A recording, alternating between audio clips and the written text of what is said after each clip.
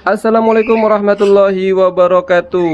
Halo sahabat, berjumpa lagi dengan Ari Revan Channel. Nah, pada video kali ini sambil hendak meloloh anakan burung sankonur nih dan burung-burung lainnya seperti mong dan parket Australia ya.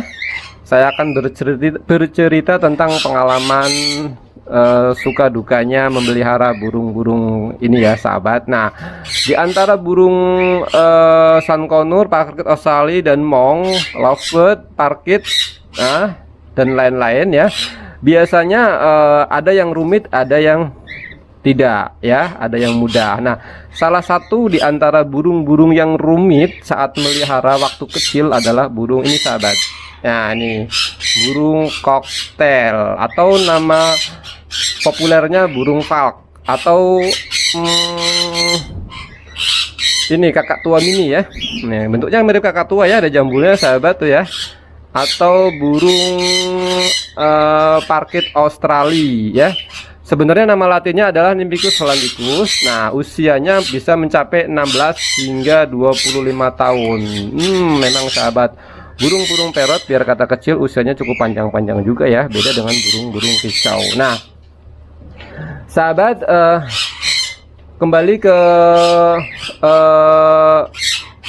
temanya, yaitu di sini saya akan berbagi tips bagaimana mengatasi ya kan masalah macet atau ngendap pada tembolok burung koktail ya, dimana burung koktail itu menjadi acuan ya, karena kalau burung koktail bisa mengatasi, kalau kita bisa mengatasi masalah tembolok pada burung koktail, insya Allah masalah burung-burung yang lain Anda pasti bisa ya. Jadi yang paling rumit adalah koktail menurut saya ya di dunia parrot. Nah, ciri-ciri tembolok bermasalah ya, biasanya sahabat itu temboloknya makanannya enggak tercerna ya. Kita ngelolohin dari pagi sampai sore masih utuh segitu-gitu aja, nggak berkurang ya, jadi masih penuh aja. Nah, jadi itu biasanya ciri-ciri bermasalah ya sahabat. Walaupun burungnya itu merasa tetap masih kepengen dilolohin terus ya, jadi masih nyosor terus, kepengen dilolohin, tapi temboloknya masih ada. Nah, ini biasanya ada masalah dengan temboloknya. Nah, penyebabnya sih apa sih sahabat? Nah, melalui video ini saya akan mencoba mengurai berbagai penyebab dan solusinya. Solusi untuk penyebab untuk burung-burung koktail ini albino ya sahabat. Ini sebenarnya sedikit bermasalah. Dari lahir udah cacat tuh, kukunya udah nggak ada nih dari lahir ya sahabat. Namun dia alhamdulillah bisa hidup ya, hidup walaupun bulunya nggak bisa panjang nih sahabat, jadi dia nggak bisa terbang ya. Ini rumit banget waktu kecil melolohnya sahabat ya, tapi alhamdulillah dia bisa hidup, jadi lucu ya, bisa buat main-main ya. Oke, yang pertama sahabat adalah pakan lolohannya mungkin kurang tepat ya, kurang tepat, atau Anda mengganti pakan baru ya dengan tidak disesuaikan ya. Kalau kurang tepat, biasanya kalau untuk usia 0 sampai dengan 14 hari saya menggunakan pakan-pakan yang memiliki tekstur sangat lembut seperti ini sahabat nih. Nutribird A21, atau juga bisa menggunakan ini sahabat nih Amigos ya, ini juga bagus. Nah, untuk usia 0 sampai 14 hari itu perlu menggunakan pakan yang memiliki tekstur sangat halus dan lembut. Nah, biasanya saya menggunakan pakan itu, berbeda dengan usia di atasnya ya. Mungkin kita bisa menggunakan pakan yang lebih bertekstur lebih kasar ya. Kemudian saat mengganti pakan itu sendiri sahabat, misalkan dari pakan halus ke pakan kasar ya kan, bisa kan berganti pakan tuh setelah udah gede. Nah, itu enggak secara bertahap, artinya enggak melalui proses penyesuaian yang baik ya. Biasanya saya pertama campurkan 75% pakan lama ya, dicampur dengan 25 pakan baru. Selanjutnya 50-50 ya kan, selanjutnya lebih dominan atau 75% pakan baru dan 25% pakan lama. Kalau itu tidak ada masalah, dilanjutkan lagi dengan penggunaan pakan murni 100% dengan pakan baru. Nah, mungkin seperti itu gambarannya sahabat ya, jadi disesuaikan. Nah, terus yang kemudian penyebab daripada tembolok suka mampet itu adalah suhu ya sahabat. Di sini biasanya untuk suhu baby saya menggunakan suhu 34 ya, hingga ini suhunya sahabat nih.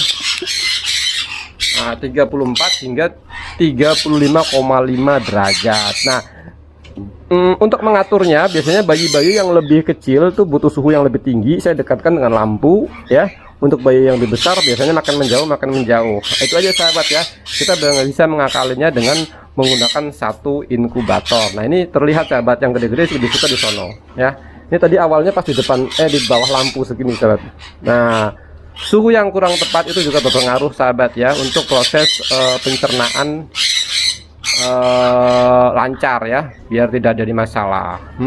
Terus yang berikutnya adalah pakan yang terlalu kental atau kasar ya, tidak sesuai tadi ya. Pakan terlalu kental itu juga memperlambat proses pencernaan, sehingga nanti harusnya sudah habis, kadang-kadang masih ada ya kan. Lama-lama bisa menjadi jamur dan mengakibatkan macet tembolok itu tadi ya. Jadi bikinlah pakan lolokan yang sesuai ya sahabat, dengan kebutuhannya, atau lebih baik encer lah, tapi jangan terlalu encer. Nah, ini di sini saya akan mencoba membuat pakan lolohan nih sahabat ya, membuat pakan lolohan.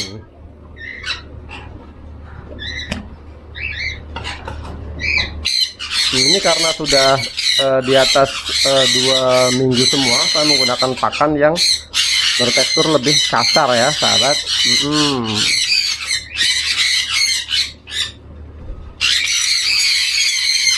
Oke, dan terus saya seduh. Nah, untuk menyeduh pakan ini sahabat, seduhlah secukupnya 1:3 ya kurang lebih sahabat. Dan biasanya kita diamkan dulu. Nah, karena setiap pakan biasanya memiliki karakter ngembang dan nggak ngembang. Ada yang ngembang, makanya diamin dulu biar ngembang, jadi dia ketahuan tekstur keencerannya di saat dia udah ngembang ya. Oke, yang berikutnya adalah penyebab ini sebentar sahabat ya, ini kasih tahu dulu seperti ini nih. Tuh. Nih. Ya, ini diamin dulu. Nah, yang berikutnya adalah ngasih makannya terlalu over. Iya sahabat, kalau kita ngasih makan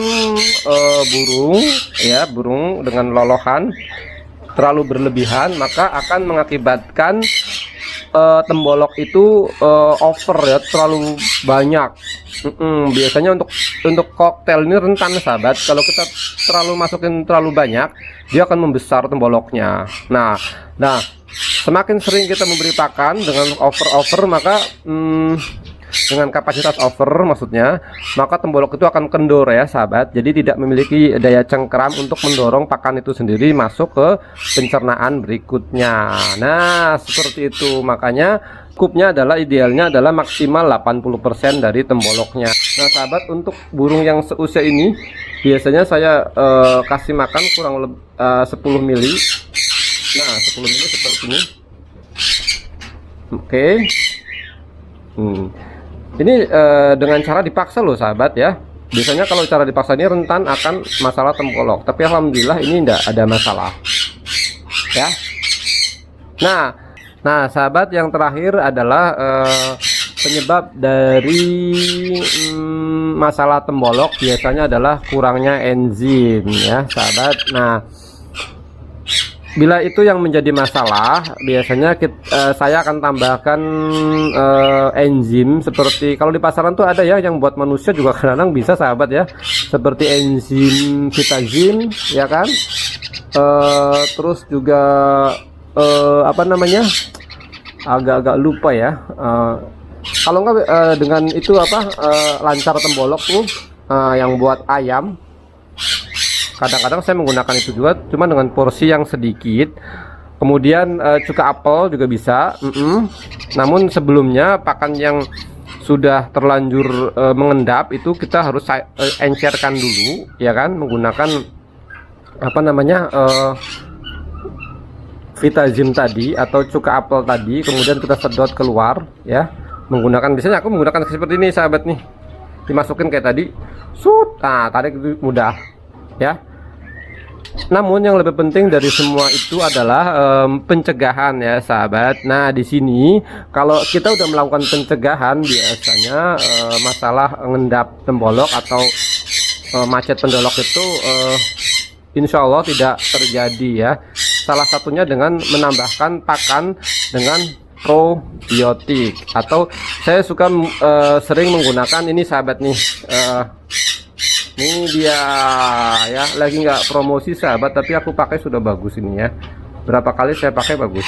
EM4. Nah cairan ini bisa diperbanyak juga dengan menggunakan molase atau gula ya, cairan gula ditambahkan, didiamkan kurang lebih 3-5 hari. Setelah dia beraroma asam segar, bisa langsung dicampurkan dengan pakan lolohan yang sesuai dengan yang kita pakai ya. Biasanya pakan apa aja sahabat ya, murah mahal nggak pengaruh. Kalau dicampur itu proses pencernaannya akan lebih lancar, dan burung-burung juga lebih gemuk ya, lebih sehat gitu sahabat. Nah itu cara saya mencegah terjadinya masalah pada tembolok burung. Yang udah gede pun sahabat tuh, dia masih mau makan.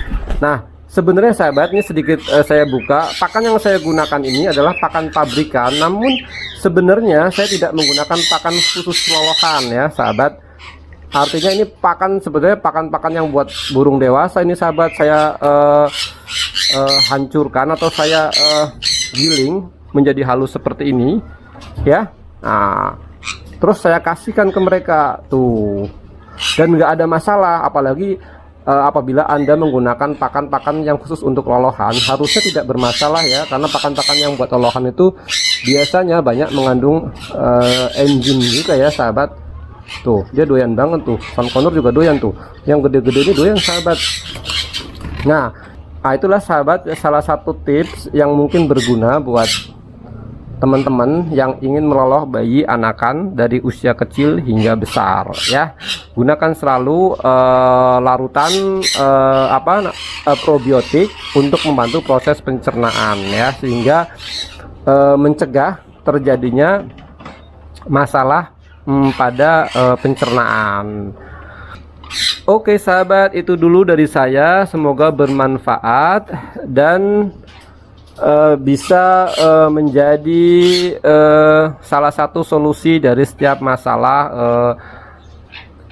Anda saat memelihara anakan burung-burung perak. Oke, pamit dulu. Assalamualaikum warahmatullahi wabarakatuh. Dadah.